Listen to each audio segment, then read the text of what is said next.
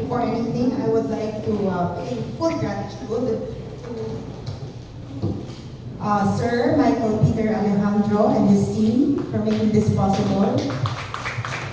And of course, the Secretary of DOF, Frederick Go. And our beloved Mayor, who I really saw last November, found a way to make this possible. Anyway, I'm here to present to you personal. Alam ko, kilala niyo ng lahat. But I would like to attest to this dahil when we entered this administration, although salat sa pera, talagang sinabi niya, natatayo niya minimum basic needs. And that includes healthcare.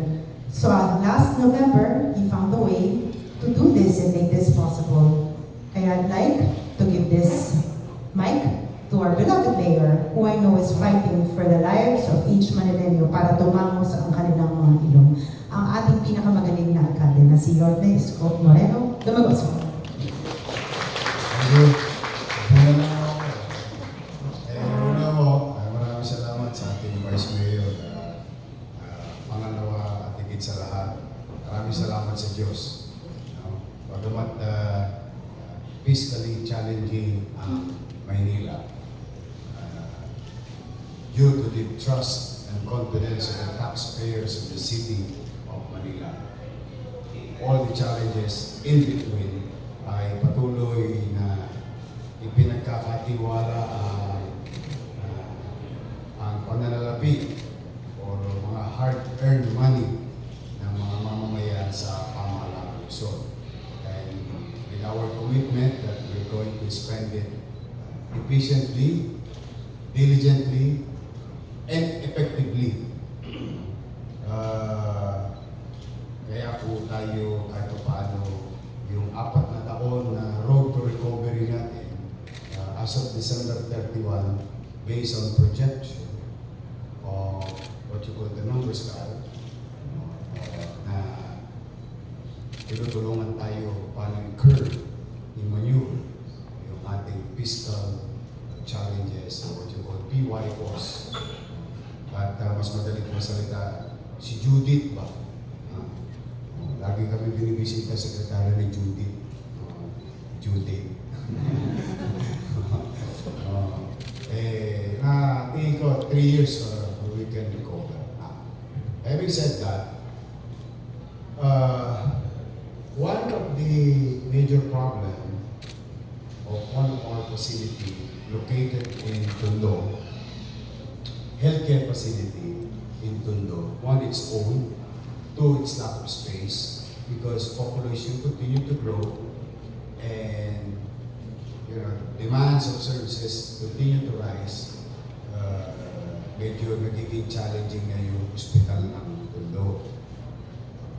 Kaya si Director Edwin Perez, talaga sabi ko sa kanya, maghanap kayo ng lote. Baka kung sakali, kahit pipit tayo, sa pangarap man lang, makita natin yung pangarap natin. But this is just moving on. We cannot just wait for money to come and plan. Let the money will come later. We must plan and implement. Pero lagi ang attitude na. Hindi po pwedeng mauna ang karetela sa kabayo. Kailangan kabayo lagi para mahila ang karetela. At mahihatid ang ating mga pasahero, which is mamamayan ng Manila, tungo sa maayos na pamahalaan. Having said that, one afternoon, Attorney Chris Fernandez saw an opportunity and went to PMO, mga taga-Maynila, mga taga-Maynila, mga taga-PMO. Sila po ang may tangan-tangan ng mga property and some assets, some properties and some assets under them, owned by the state. Pag-aari ng Estado. With their good heart, napapayagan tayo to acquire yung property sa Abad Santos. Kaya lamang, siyempre, sila po ay under sa opisina ni Secretary Go. What you call, mas kilala natin, Frederick grid. Ito po ay DOF, Department of Finance. Through the initiative of the Good Secretary and the head of PMO, the composition, para lang malaman ninyo na hindi ko ganun kadali talaga ito mga pangyayari dito. Ito yung resulta na lang ngayong araw rito. Maraming hands on deck na nangyari dito. Meron po yung board composition of different agencies of government.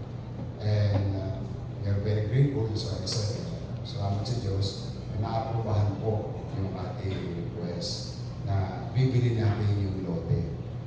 Ang Maynila bumili ng lote na pag-aari ng Estado. So, para sa kapakanan ng mga taxpayer, nasa isang katawan pa rin yung pera. Dalawa lang ang bulsa. Yung bulsa ng lokal, bumunot, inilipat sa bulsa ng nasyonal. So, it's the same money, in the same basket. And one way or another, the fruits of this event, magagamit ulit ng taxpayer naman on other purposes being done and conducted by the Bureau or Department of Finance. So that's why I have to give it to the PMO family. Palakpakan natin sila ulit. To the board, and to Secretary Go, at especially si Atty. Chris. Saan na si Chris? Ayun, si Chris Fernandez. Ayun dyan. Kaya, Edwin, congratulations. Director Padilla, from more or less 500 square meter of healthcare facility, shout out sa lahat ng mga taga District 2 ng Manila.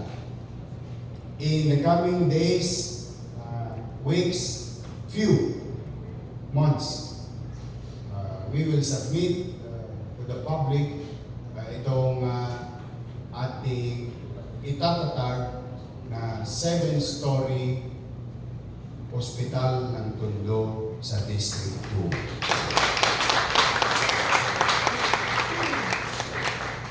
350% larger from its original place. Ayan, para sa mga taga-Tondo. Tagal na sila nagsakripisyo. Now, I have to also give credit where it's due. Itong ibabayad natin ay pera at taxpayer ng City of Manila.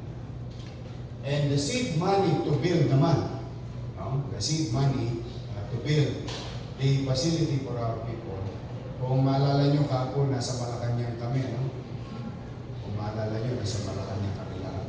Lahat ng mayor at governor, municipal and city, and highly urbanized. Because of the new program of the President, or what you call Bawat Bayan Makikinabang, under the PAL group, or Financial Assistance to Local Government Unit, and the item to be drawn, or the cash, the GA allotment, kung saan siya dudut-dutat, kukuha na. Ayun po yung mas kilalang LGSF, or Local Government Support Fund. This fund from 11 billion, si Secretary ko, para malaman nyo rin, is part of the inner group in preparing the budget. At yan po, from 11 billion, rose to 400%. So yung mga iskandalo doon sa flood control ng DPWH, kinahoy nila. Ibig sabihin, nagdidisiplina ngayon sa budgeting sa DP at ibinigay nila empowering local government unit, provincial level, and municipal and city. So, rest assured, pagkabili natin, siyempre, namuuna na tayo. Yung puhunan naman, pagkapatayo, yung seed money, makukuha naman natin. Kasi yun ang isinabmit kong project. Katulad ng sinabmit kong project, kay Presidente, na magtatayo tayo ng pamantasan lusot ng Manila College of Medicine puhunan tayong 500, si Presidente namuna ng 500, naghalong pera. So, yung una natin, MMDA, pera, local government, pera, naghalo, ayun yung pet park at senior citizen park. Ngayon, this is the start of the long journey of PMO, DOF, City of Manila, LGSF. Kaya may awan Diyos, pumanatag kayo. Hopefully maging available si Presidente. Will invite him to the groundbreaking of near future brand new hospital ang Tondo. So again, Mr. Secretary, thank you very much for your wisdom. To the PMO family, thank you very much for your effort. We're happy to be of service to unclog one of your NPAs, or what you call non-performing asset. And I do believe the fruits of the exchange of funds will be utilized by our board, the national level and the local level. And rest assured, Mr. Secretary, magbubuti po kami. Hindi po namin ipagpapariwara itong pagkakataong binigay niyo sa amin para sa mga taga-Luzon ng Maynila. We will make sure we will deliver. Thank you very much and welcome to the city of Thank you so much, Mayor Francisco Isko Moreno Dumagoso. Please, pala po kayo, Sir Chris. We will now proceed to the signing of deed by Mayor Francisco Isko Moreno Dumagoso and PMO Chief Privatization Officer Michael Peter A. Alejandro, and witnessed by Secretary Frederick D. Go and Vice Mayor Angela Lei Chi Atienza.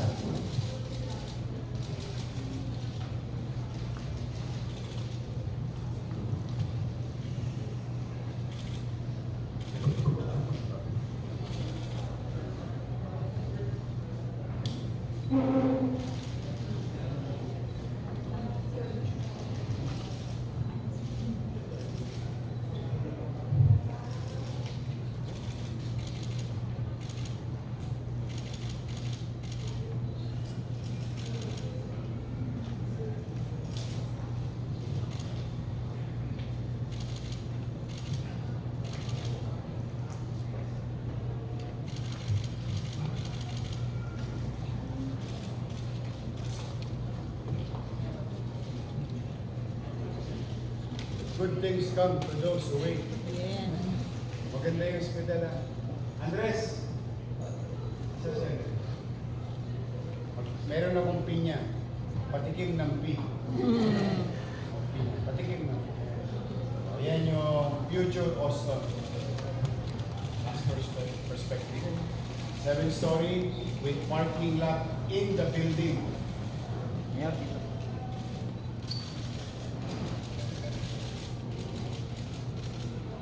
Pwede na?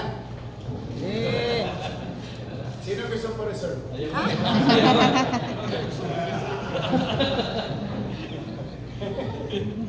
Nakaturo agad.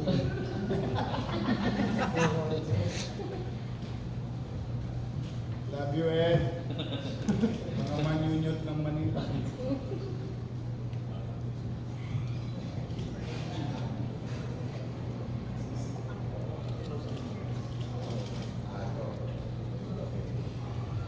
Yun. Yun. Basta bigyan. Tayo napapatayo si Kuya Ed.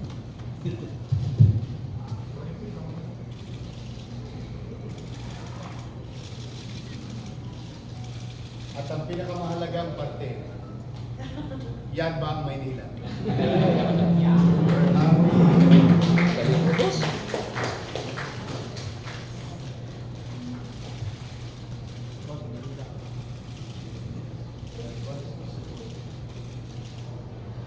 Thank you.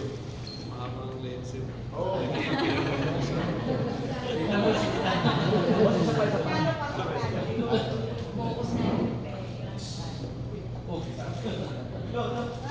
Solo man.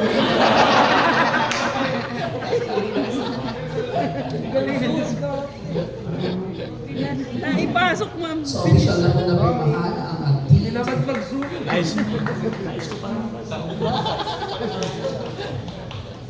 Nalusutan ka no, Kuya Ed. Ito yung mga Nalusutan ka no, Kuya Ed.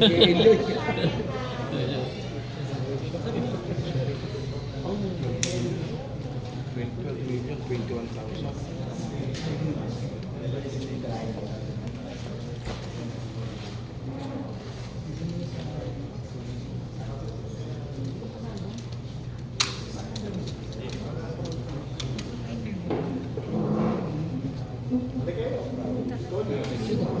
Para ipapakita mo para sa recognition.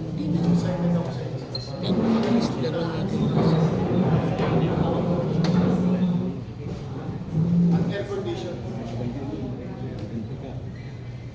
After po ng photo opportunity, marinig po natin ang closing remarks ng ating pong Secretary of Finance. Okay. Thank you. Maaari mo na po tayong umupo.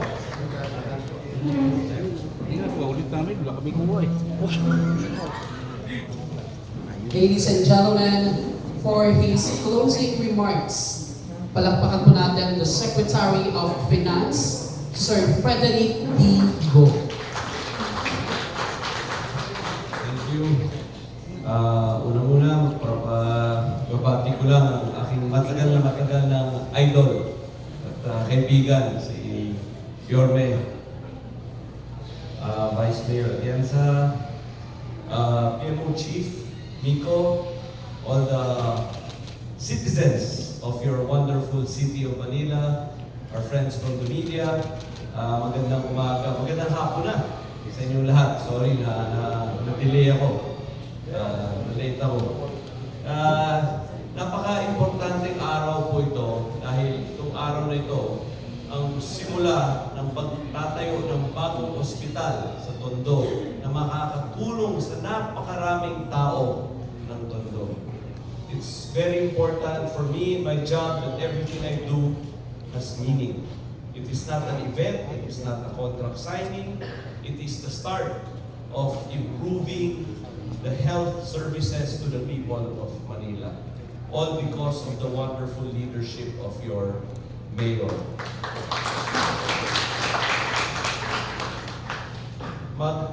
I also have to acknowledge the very good work of the Privatization Management Office. Tama po sinabi ni Yorme na ang PMO po ang nagmamayari ng maraming mga lupa at assets ng ating gobyerno. At napakasaya ko po dahil itong asset, itong property na hindi nagagamit ng tama, ay ngayon tina-turn over na namin sa City of Manila where it will be used productively, efficiently, and for the good of the people. And you know, I have to tell you that tama rin po si Yorme na ang ganitong klaseng tawag namin na disposition of properties, usually napakatagal na proseso ito. Sabi nga ni Mayor, yung mga ganito baka umabot ng decades normally. But you know, but in this case, 3 months na daw, sabi ni Mayor. It's really because of the joint effort of the PMO and the effort of your city government.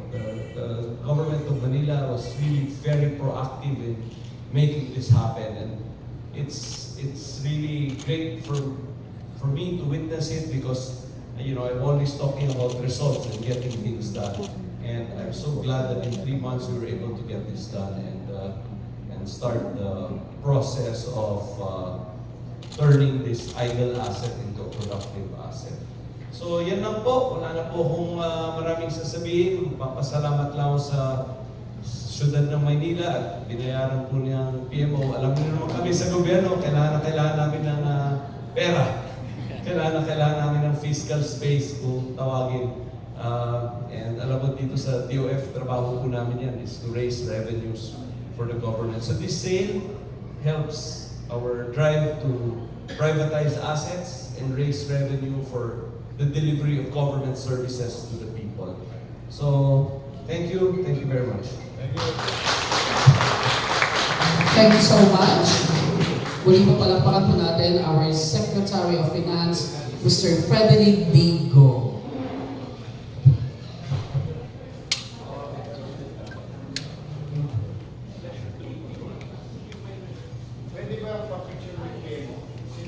We request our PMO.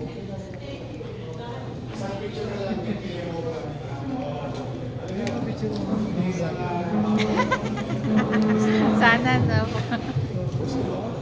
Gusto mo ba? Isama kita dyan.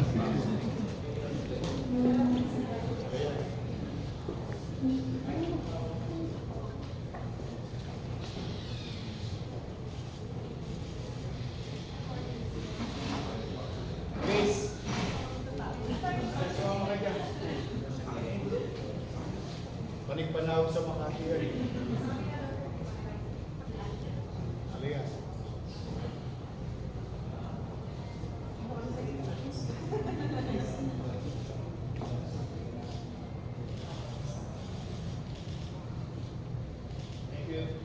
Muli po maraming salamat po sa lahat po ng naging bahagi ng ating signing of the deed of conditional sale dito po sa lungsod ng Maynila.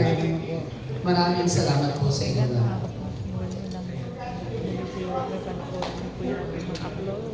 Salamat po.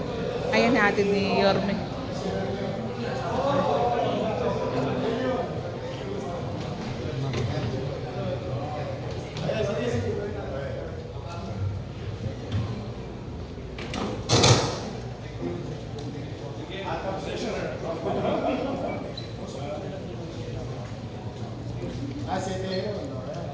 Try mo na. Ingat ka. Edwin, Padilla.